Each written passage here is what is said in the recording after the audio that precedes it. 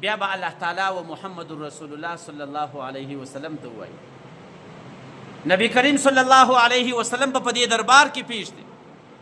دا به څومره ښایسته دربار وي، د محمد رسول الله ملاقات دی، او دا ملاقات صرف موږ تاسو ته په دې باندې راکوي چې موږ تاسو په دنیا کې د جمعې والمانځه ته حاضر سوي، او په دې دربار کې چې کومې کرسۍ لګېدلې دي د هرې کرسۍ به ځان ته مقام وي، د هر سړي به ځان ته مقام وي. په دې کرسیو کې به هم فرق وي، په دې مراتبو کې به هم فرق وي، په دې صفو کې به هم فرق وي.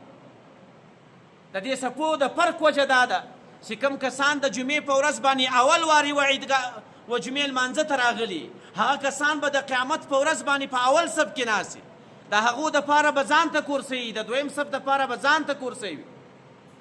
لیکن کم کسان چې بیا د خطبې په وخت کې راسي، چې خطبه شروع یې راسي، هغه کسان هم بیا په دې مجلس کې نه دي شریکان. نو ګوره پر دې 15-20 منټه باندې الله تعالی پر موږ تاسو باندې د ملائکو اواز اوري. دا د الله تعالی دربار دی. دریم واري به الله تعالی و محمد رسول الله ته چې کله امر وکړي، نبی کریم صلی الله علیه وسلم به دې سټیج ته حاضر سي. الله تعالی به امر ورته وکړي، دی به سورة الطه او سورة الیاسین ورته وایي ټولو جنتیانو ته. د ده تر تلاوت وروسته به الله تعالی له جنتیانو څخه پوښتنه وکړي. دا په داسې حالاتو کې چې 1500 کاله به دا جنتیان په داسې کیفیت کې وي لکه بېهوشه، له ډېره خونده چې د محمد رسول الله تلاوت واوري.